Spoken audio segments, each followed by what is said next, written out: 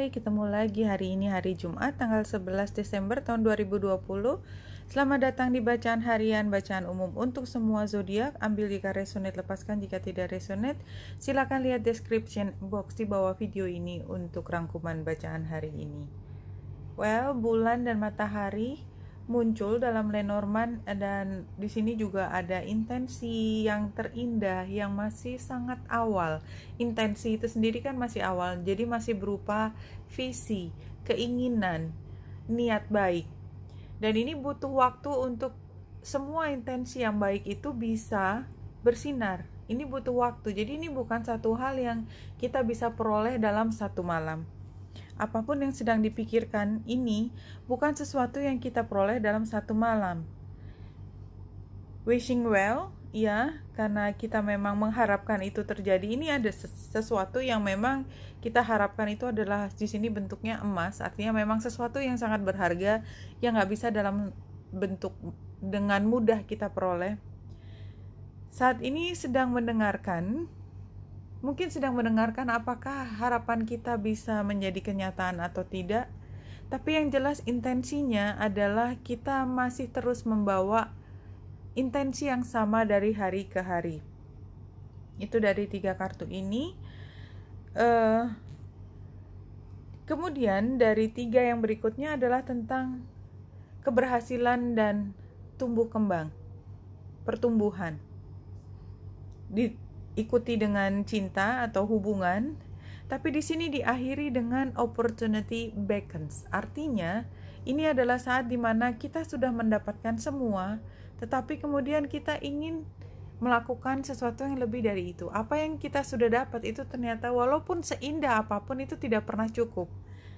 Ya, jadi kalau kita kembalikan ke sini, bahwa intensi itu ada. Jadi barangkali kita tetap membutuhkan apa yang kita sebut dengan keberhasilan, dengan apa yang disebut dengan cinta, tapi apapun yang ada itu barangkali sudah tidak cukup lagi pada hari ini. Barangkali memang butuh waktu untuk benar-benar kita bisa menghargai apa yang sudah ada yang di tangan, atau butuh waktu untuk meraih sesuatu yang memang sebenarnya kita inginkan. I don't know. Setiap orang punya misi yang berbeda. Matahari yang berada di Scorpio, bulan yang berada di Scorpio sebenarnya menunjukkan kalau kita sendiri tidak paham akan situasi tersebut.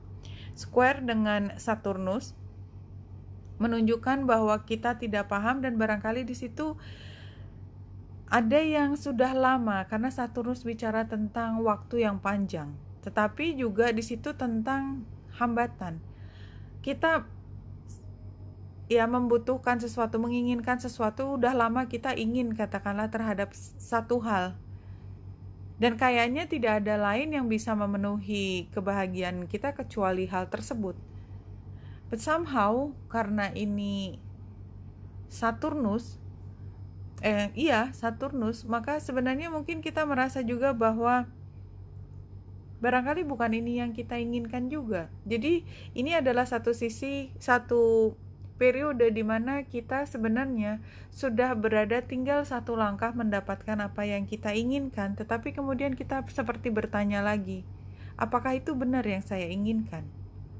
Dengan Jupiter yang conjunction dengan Saturnus, ini menjadi lebih besar daripada yang ingin kita rasakan. Jadi ini kan bukan perasaan yang enak ya. Jadi ketika kita meragukan sendiri tentang apa yang kita sukai, meragukan sendiri tentang intensi kita, meragukan apakah hal tersebut yang kita sudah berkoar-koar akan membuat hidup kita lengkap, tapi ternyata kok hati kita mengatakan hal yang berbeda, itu menjadi lebih besar lagi. Jadi semakin kita merasa tidak nyaman dengan situasi tersebut karena kita menjadi confused, menjadi bingung, semuanya menjadi misteri kembali. Anyway, memang kalau kita lihat dengan Venus yang berada di Scorpio yang sextile dengan Pluto, ini memang menunjukkan kalau kayaknya kita sudah kerasa ada hal lain yang lebih berharga yang pada saat ini belum muncul, yang mungkin kita sudah tahu kita akan lebih tertarik pada hal yang kita belum pernah punya ini. Ini rasanya hari ini. Entah apapun itu.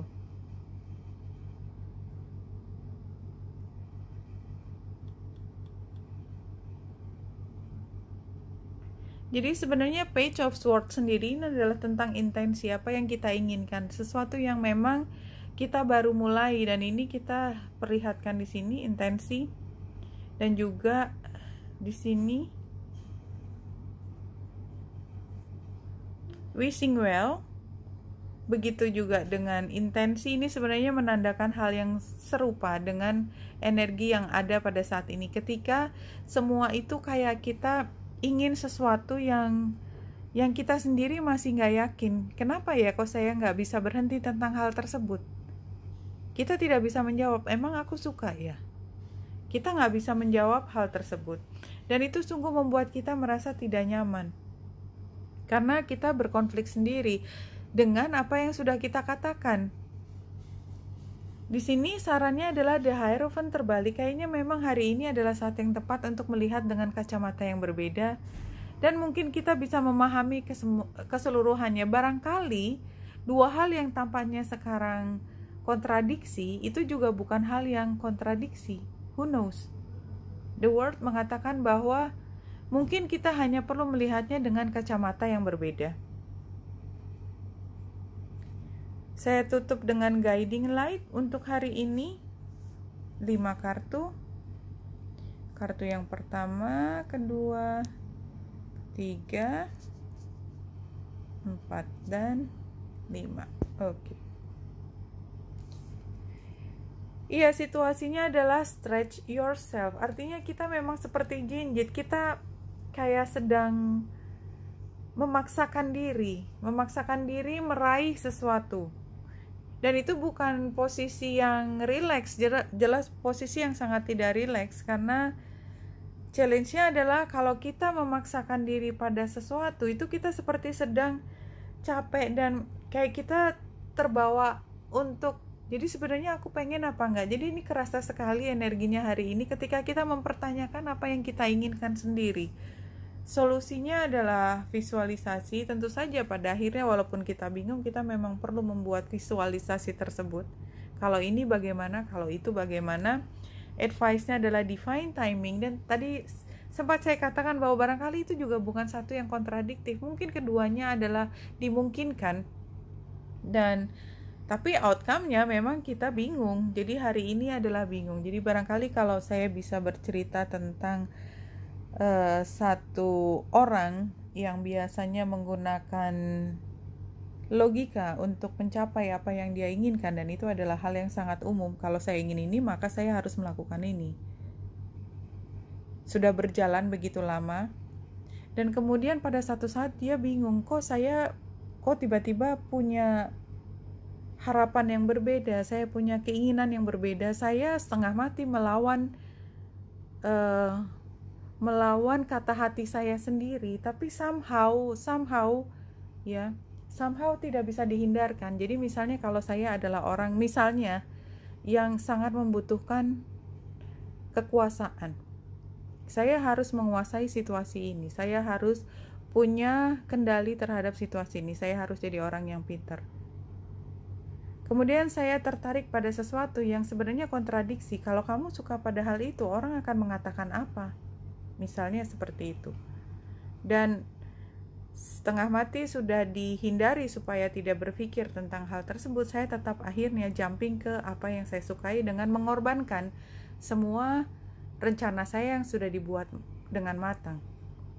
Dan itu sering terjadi, bahkan mungkin ke diri sendiri. Tapi tetap poin kita, intensi kita adalah saya perlu kekuasaan tersebut, saya perlu kemampuan tersebut untuk mengendalikan tersebut. Dan saya entah kenapa saya mengambil tindakan, dan itu karena dorongan dari hati saya, sesuatu yang menghancurkan saya untuk tidak berada di tempat yang masih dalam kontrol, karena saya entah kenapa hati saya tergerak untuk hal tersebut. Nah, somehow kalau kita sudah pernah mengalami itu, entah kita, entah orang lain, sebenarnya ya kita belajar dari sejarah. kalau memang bisa menemukan kasus tersebut, biasanya beberapa tahun kemudian ketika kita pahami dia mengambil keputusan yang berlawanan dengan apa yang menjadi intensi utama, ternyata pada akhirnya dia mendapatkan keduanya. Kekuasaannya dia tidak hilang, karena itu adalah intensi yang paling mendasar yang tidak pernah hilang dari dia. Dan dia juga punya kesempatan memperluas apa yang dia inginkan dengan keberanian dia berbelok arah sebentar, membuatnya menjadi bagian dari mimpinya dia ke depan. That's just the case. Kalau memang punya sampel atau contoh seperti itu, cobalah untuk melihat kembali. Kalau saya meniteni, istilahnya niteni, biasanya keberanian seseorang untuk sedikit berbeda dengan dia sudah punya fondasi yang begitu kuat untuk intensi yang sama, pada akhirnya dia mendapatkan semua. Walaupun pada titik tersebut, pada saat dia memilih untuk melepaskannya, itu dia tidak berpikir demikian. Nah, tapi tidak bisa dibalik. Jadi tidak bisa dibalik. Pada saat itu ketika dia rela melepaskannya, dan memang benar-benar rela melepaskan apa yang tadinya menjadi impiannya dia, pada akhirnya dikembalikan mimpinya dia, itu kalau dari awal intensinya atau ill intentionnya adalah saya ingin meraup semuanya, tidak memilih, itu maka dia tidak akan mendapatkan keduanya. Ini hanya dimungkinkan mendapatkan keduanya kalau intensinya dari awal adalah memilih salah satu yang berbeda dari apa yang diimpikan di awal. Oke, Wanita Indra dari sini, semoga membantu. Salam hati dan cahaya.